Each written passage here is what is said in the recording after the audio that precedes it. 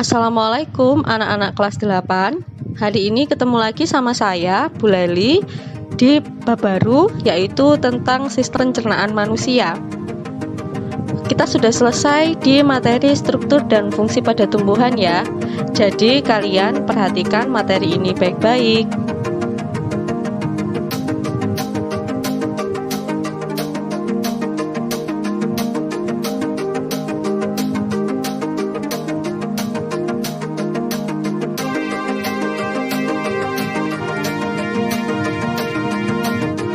Semoga dengan materi ini kalian bisa lebih memahami dan enjoy dengan materi yang baru.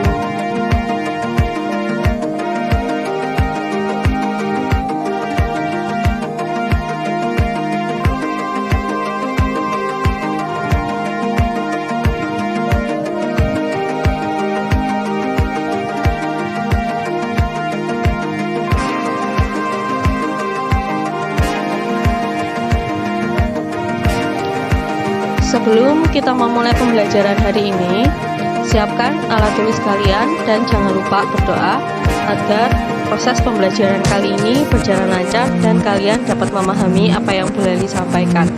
Berdoa menurut kepercayaan kalian masing-masing. Berdoa bisa dimulai.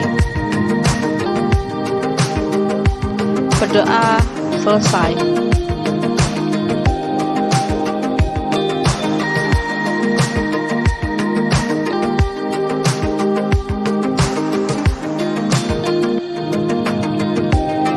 Kompetensi dasar dan tujuan pembelajaran kita hari ini yaitu kompetensi dasar menganalisis sistem pencernaan pada manusia dan memahami gangguan yang berhubungan dengan sistem pencernaan serta upaya menjaga kesehatan sistem pencernaan.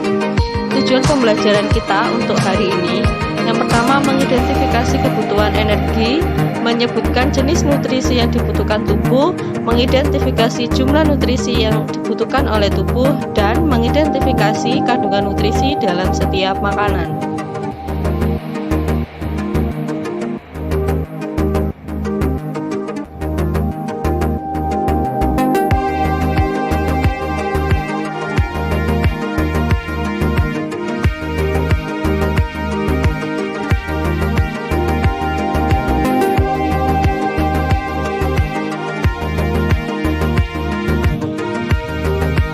Sudah siap ya untuk pembelajaran kita hari ini? Nah, sebelumnya saya mau bertanya, pernahkah kamu merasa lapar ketika kamu belajar? Saat kamu lapar, apa yang akan kamu lakukan? Nah, pasti kalian akan selalu langsung menuju ke dapur dan makan makanan yang ada di meja makan atau di kulkas. Nah, menurut kalian, mengapa ya kita itu butuh makan? Apa yang sebenarnya dikandung dalam makanan sehingga setelah makan kita dapat melanjutkan aktivitas kembali dengan semangat dan aman. Nah, untuk pembahasan lebih lanjut, ayo kita simak video ini baik-baik. Pertama, kebutuhan energi. Tubuh kalian memerlukan energi untuk mempertahankan suhu tubuh normal sekitar 37 derajat Celcius. Energi ini berasal dari makanan yang kalian makan setiap hari. Jumlah energi yang dibutuhkan untuk aktivitas tubuh dihitung menggunakan satuan kalori. Satu satuan kalori menunjukkan jumlah energi yang dibutuhkan untuk menaikkan 1 gram air sebesar 1 derajat Celcius. Jadi 1 kilokalori itu sama dengan 1000 kalori atau sama dengan 4200 joule. Jumlah energi yang dibutuhkan untuk mendukung aktivitas itu beda-beda setiap harinya. Ada beberapa faktor. Yang pertama dari usia, jenis kelamin, yang kedua, dan yang ketiga dari aktivitas yang dilakukan.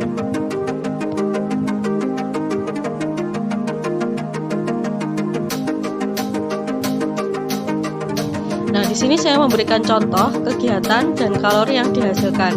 Saya memberikan contoh yang pertama ketika berjalan menaiki tangga. Ternyata ketika kita berjalan menaiki tangga itu kita membutuhkan 1100 kalori. Sedangkan untuk berlari kita membutuhkan 570 kalori dan untuk tidur kita hanya membutuhkan 100 kalori.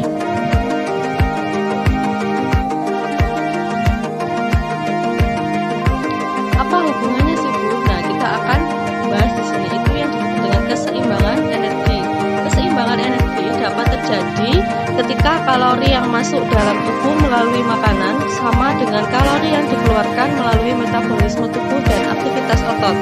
Dalam kondisi ini, berat badan akan cenderung tetap. Jika kalori yang masuk dalam tubuh melebihi kalori yang dikeluarkan, maka akan terjadi keseimbangan energi positif, artinya tubuh akan menyimpan kelebihan nutrisi tersebut. Sebaliknya, jika kalori dikeluarkan tubuh melalui aktivitas yang terlalu besar, dengan kalori yang masuk dibandingkan dengan kalori yang masuk, maka akan terjadi keseimbangan energi negatif, artinya tubuh akan melakukan pembakaran simpanan nutrisi. Hal ini yang dapat menurunkan berat badan. Jadi, kalau disimpan kelebihan kalori itu yang akan menyebabkan kenaikan berat badan. Sebaliknya, kalau kehilangan kalori, terjadi pembakaran nutrisi, itu akan mengakibatkan penurunan berat badan. Di sini saya menampilkan tabel kebutuhan energi sehari-hari berdasarkan jenis kelamin, usia, dan aktivitas yang dilakukan. Menetap itu maksudnya aktivitasnya ringan, cukup aktif itu aktivitasnya sedang, dan aktif itu aktivitasnya berat. Kalian bisa pause video ini untuk memperhatikan tabel kebutuhan energi sehari-hari berdasarkan jenis kelamin, usia, dan aktivitas yang dilakukan.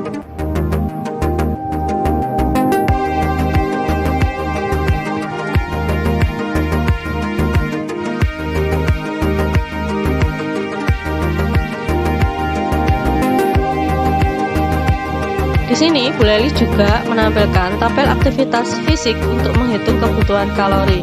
Jadi kalau berat badan kalian kurang ya, atau kurang dari IMT, atau aktivitas ringan, sedang, berat, itu sudah ada kalorinya masing-masing. Nah, contoh aktivitas ringan itu seperti apa sih Bu? Bisa menyetir, mengajar, berjalan, dan lain-lain. Sedangkan sedang itu kerja rumah tangga, bersepeda, berjalan cepat, dan lain-lain. Aktivitas berat bisa aerobik dan bisa jogging. Ya, kemudian di sini juga ada tabel kebutuhan kalori sehari-hari. Jadi kalau kita makan nasi, dari jumlah porsinya itu sudah ada pagi, siang, sore. Nah, itu biasanya berapa kalori yang akan dikumpulkan jika kita memakan semua bahan makanan yang ada di tabel tersebut. Nah, kalian bisa menghitung sehari kalian makan itu menghasilkan berapa kalori dan disambungkan dengan kalori kita yang dibutuhkan. Nah, di sini untuk menghasilkan kalori itu pasti dibutuhkan yang namanya jenis nutrisi. Nah, nutrisi atau gizi adalah zat yang dibutuhkan makhluk hidup sebagai sumber energi, mempertahankan kesehatan, pertumbuhan, dan untuk berlangsungnya fungsi normal pada setiap jaringan dan organ tubuh. Jenis nutrisi ini macamnya banyak, ada 6 ya. Yang pertama ada karbohidrat, protein, lemak, vitamin, mineral, dan air. Nutrisi berat itu contohnya karbohidrat, protein, lemak. Sedangkan nutrisi yang hanya diserap sedikit itu contohnya vitamin, mineral, dan air. Nah, di sini saya akan membahas karbohidrat terlebih dahulu. Karbohidrat itu tersusun dari molekul karbon, hidrogen, dan oksigen.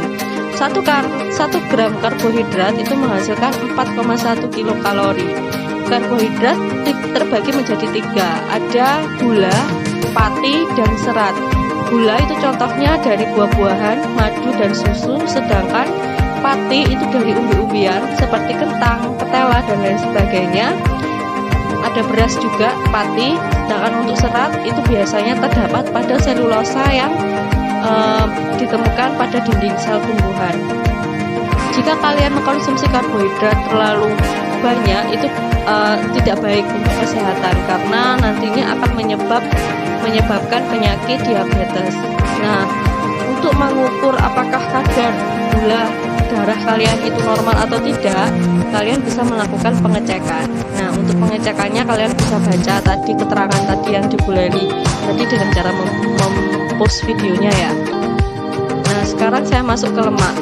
Di lemak atau lipid itu diperlukan tubuh karena menyediakan energi sebesar 9,3 kilokalori per gram, melarutkan vitamin A, C, E, K, dan menyediakan asam lemak esensial bagi tubuh manusia.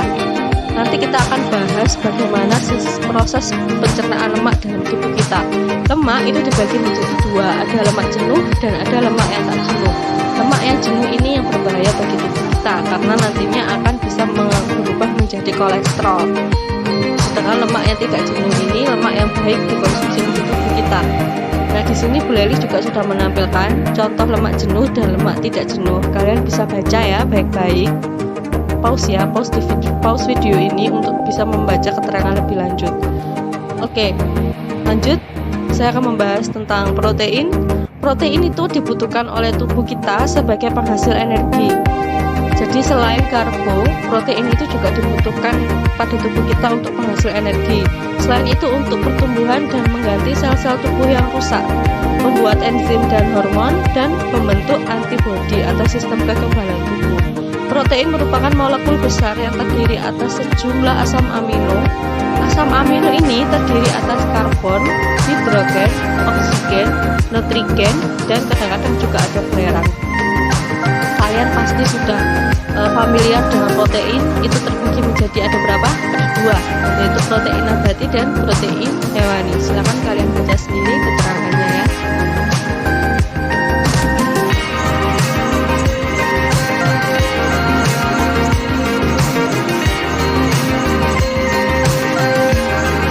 Nah, untuk mengetahui apakah di dalam makanan itu terdapat protein, karbo, atau lemak, kita bisa melakukan yang namanya uji kandungan nutrisi. Ya, jadi di sini Bu Leli menampilkan ada beberapa reagen yang bisa digunakan untuk uji nutrisi. Jika kalian ingin lebih paham, kalian bisa pause video ini, kalian catat ya di buku catatan kalian, karena ini merupakan materi yang sangat penting.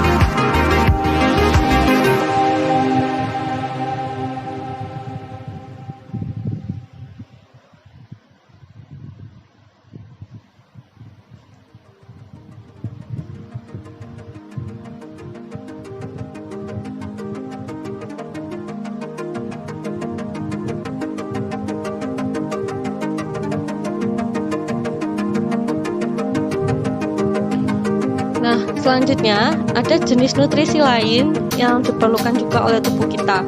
Yang pertama ada vitamin. Walaupun dibutuhkan dalam jumlah sedikit, tetapi vitamin ini sangat diperlukan untuk mengatur fungsi tubuh dan mencegah beberapa penyakit. Selain itu juga ada mineral yang berfungsi dalam proses pembangunan sel, membantu reaksi kimia tubuh, mengangkut oksigen ke seluruh tubuh, dan pembentukan dan pemeliharaan tulang.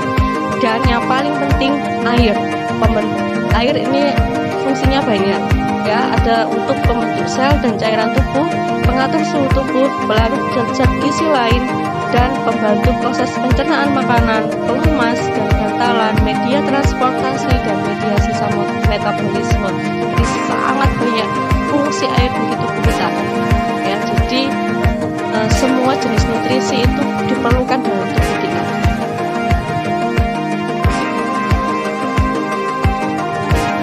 Di sini Bu Leli menampilkan tabel dari jenis vitamin, sumber dan manfaatnya. Kalian juga bisa membaca tabel ini dengan cara mempause videonya.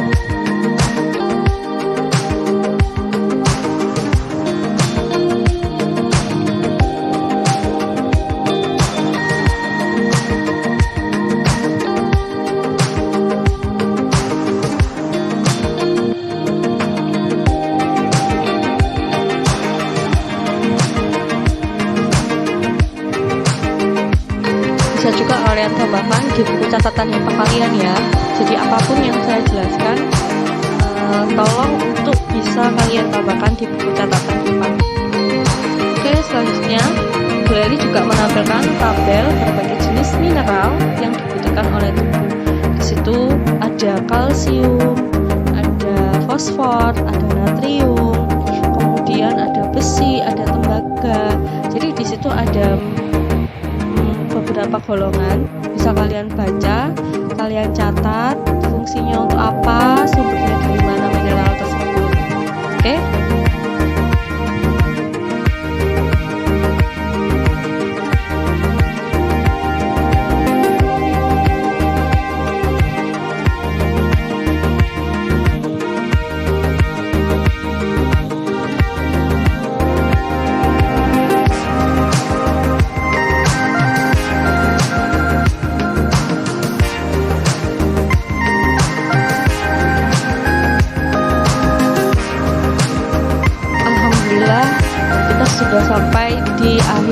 pembelajaran